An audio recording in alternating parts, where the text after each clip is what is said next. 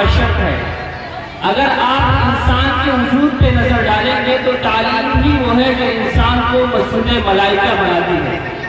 اگر آپ تعلیم پہ نظر ڈالیں گے تو انسان کے اندر اشرفیت، افضلیت اور اکرمیت کا جو شرف ہے، جو لقب ہے، وہ صرف اور صرف تعلیم کی وجہ سے ہے۔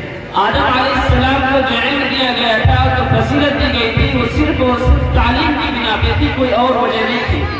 لیکن یہ باتیں وہ ہیں جو ہم جانتے ہیں، مانتے ہیں، سنتے ہیں، ایمان رکھتے ہیں۔ آج کا زمانہ وہ ہے کہ جاننے، ماننے اور ایمان رکھنے کے ساتھ ساتھ آپ کو عمل کرنے کی ضرورت ہے۔ ہمارے درمیان دو چیزیں ہیں، ایک ماڈرن تعلیم کا نقشہ ہے اور ایک دینی تعلیم کا نقشہ ہے۔ میں آپ کو تھوڑا سا آزادی کے دور سے لے کے آتا ہوں۔ جب ہندوستان آزاد ہوتا ہے اس وقت دو نظریات سامنے آتے ہیں۔ ایک سر سید احمد خان کا نظریہ ہے، میں ان کی شخصیت کو نہیں چھیڑتا، اور ایک حجت الاسلام حضرت مولانا قاسم نانوتوی بانی دارالعلوم دیوبند رحمۃ اللہ علیہ کا نقشہ ہے۔ ان دونوں نقشوں میں بہت فرق آپ کو نظر آئے گا۔ سر سید احمد خان کا نظریہ کیا تھا، ان کے مقاصد کیا تھے؟ انہوں نے یہ سوچ کے اس کی بنیاد ڈالی آگے کی کہ آگے چل کے ہندوستان کا مسلمان انگریزی لباس میں بھی مسلمان بن کے وہ ڈاکٹر بن سکتا ہے، انجینئر بن سکتا ہے، اور بڑے بڑے مقاصد اور بڑے بڑے درجات اور زندگی گزارنے کے بڑے بڑے مراحل طے کر سکتا ہے۔ یہ ان کے نظریات رہے، اور اس کے بعد کے لوگوں نے اس میں کیا غلط مدد کیا وہ میں آگے بتاتا ہوں۔ ایک طرف مولانا قاسم نانوتوی رحمۃ اللہ علیہ کا نظریہ ہے، انہوں نے ہندوستان کی آزادی کے بعد یہ نظریہ پیش کرنے کی، ہندوستان سے آزادی سے پہلے یہ نظریہ پیش کرنے کی کوشش کی کہ ملک کہیں سے بھی ہو، کسی کا بھی ہو، مسلمان کسی بھی علاقے کا ہو، کسی بھی ملک کا ہو اور کسی بھی خطے کا ہو، لیکن جتنا اس کو مسلمان ہونا چاہیے، اس کی شباہت، اس کی وجاہت اور اس کا لباس، اس کا بولنا، اس کا چلنا، اس کا اٹھنا، اس کا بیٹھنا، اس کا چلنا، سب اسلامی شاعر میں ہونا چاہیے۔ چاہے وہ ہندوستان میں رہے، چاہے وہ پاکستان چلا جائے، چاہے وہ بنگلہ دیش چلا جائے، یا وہ کسی اور ملک میں چلا جائے، لیکن اس کا لباس، اس کا چلنا، اس کی پوری زندگی اسلامی شاعر میں گزرنی چاہیے۔ ایک نظریہ مولانا قاسم نانوتوی رحمۃ اللہ علیہ کا ہے، اور ایک نظریہ سر سید احمد خان کا ہے۔ سر سید احمد خان کے وارثین نے اس نظریے کو بزنس کے طور پہ پیش کیا۔ جب علی گڑھ کی بنیاد پڑتی ہے، اس کے بعد جب اس کے نہج پہ اسکول کھلنے شروع ہوئے، اس کے نہج پہ کالج بننے شروع ہوئے، اس کے نہج پہ دوسری یونیورسٹیاں بننی شروع ہوئی، تو لباس دیا گیا انگریزوں کا، تعلیم دی گئی انگریزوں کی، اور پڑھایا گیا انگریزی چیزیں۔ آج ہم دیکھتے ہیں نہ ہمارے پاس ڈاکٹر ہے، نہ ہمارے پاس انجینئر ہے، اور نہ ہمارے پاس بڑے بڑے تعلیم یافتہ لوگ ہیں۔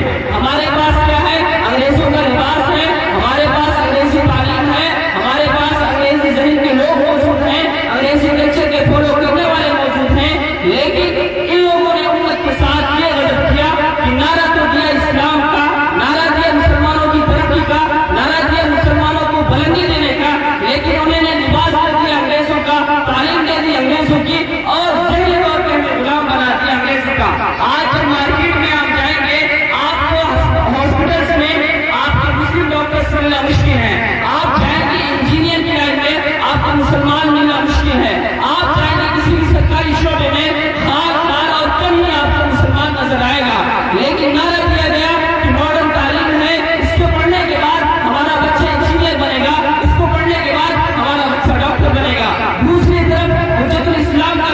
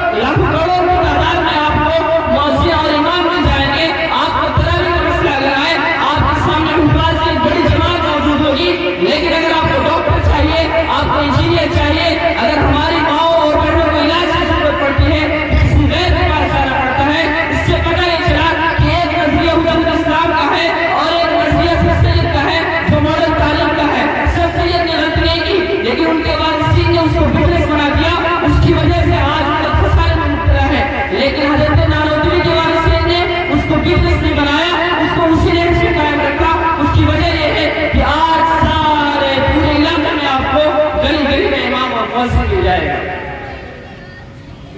دوسری بات ماڈرن تعلیم کی اور دین تعلیم کی۔ ماڈرن تعلیم کے نام پہ آپ کو کیا پڑھایا جاتا ہے اور آپ کے ساتھ کتنا غضب کیا جاتا ہے، میں اس میں تھوڑی سی روشنی ڈال کر ختم کرتا ہوں اپنی بات کو۔ ماڈرن تعلیم کا یہ ہے کہ گلوبل اکیڈمی آپ کی یونیورسٹی ہے، وہاں کی چھٹی کلاس میں ایک کاپی میں چیک کر رہا تھا پچھلے ہفتے، مجھے ایک پروگرام میں شرکت کرنے کا موقع ملا، اسی کے نہج میں ایک بچہ پڑھ رہا تھا، میں نے اس کی کاپی چیک کی، اس میں اس نے لکھا ہے، سوال آتا ہے ہو از گاڈ، خدا کون ہے؟ بچے نے جواب دیا ہے گاڈ از اور فادر، یہ جو گاڈ ہے یعنی خدا وہ ہمارا باپ ہے۔ آپ کو ہو سکتا ہے اس سے فرق نہ پڑتا ہو، لیکن علماء جانتے ہیں کہ اس سے عقیدے میں کتنا فرق پڑتا ہے۔ قرآن کریم میں اللہ تعالیٰ نے اسی کے تعلق سے فرمایا تھا کہ عیسائیوں کا عقیدہ بڑا خطرناک ہے، انہوں نے باپ کو بھی خدا کہا ہے، بیٹے کو بھی خدا کہا ہے اور قدس کو بھی خدا کر ڈالا ہے، اور یہی ہمارا اور عیسائیوں کا اختلاف ہے۔ ہم کہتے ہیں خدا ایک ہے، وہ کہتے ہیں خدا تین ہے، لیکن تینوں ایک ہے۔ اب اس بچے کو چھٹی کلاس میں پڑھایا جاتا ہے کہ گاڈ از اور فادر، کہ گاڈ ہمارا باپ ہے، یعنی جو باپ ہے وہی گاڈ ہے۔ اس کا مطلب یہ ہوا کہ بچے کے ذہن میں بچپن میں ہی ڈالا جا رہا ہے کہ گاڈ فادر ہوتا، فادر جو کہلائے گا وہ گاڈ بن جائے گا۔ اس سے عقیدے میں اس قدر سے پڑتی ہے کہ اگر اس کو بچہ ذہن میں بٹھا لے اور اس پہ عمل کرنا ہے یا اس کو ماننا شروع کر دے تو وہ بچہ مسلمان نہیں رہتا۔ دوسری مثال دیتا ہوں، مشرکانہ مثال، یہ تو عیسائی کی تھی۔ مشرکانہ مثال یہ ہے کہ تیسری کلاس کی ایک CBSE کی کتاب ہے، اس میں لکھا ہے کہ ایک لکڑہارا انسان اپنی لکڑی کاٹ رہا ہے اور وہ ندی کے بغل میں ہے، اس کی لکڑی گرتی ہے تو اس کو چونکہ بتایا جاتا ہے کہ there is a God of sun، یہاں سورج پہ خدا ہے، you can help، you can ask them to help، he will help you، آپ اس سے مدد مانگ سکتے ہیں اور وہ آپ کی مدد کرے گا۔ اس کے بعد وہ باقاعدہ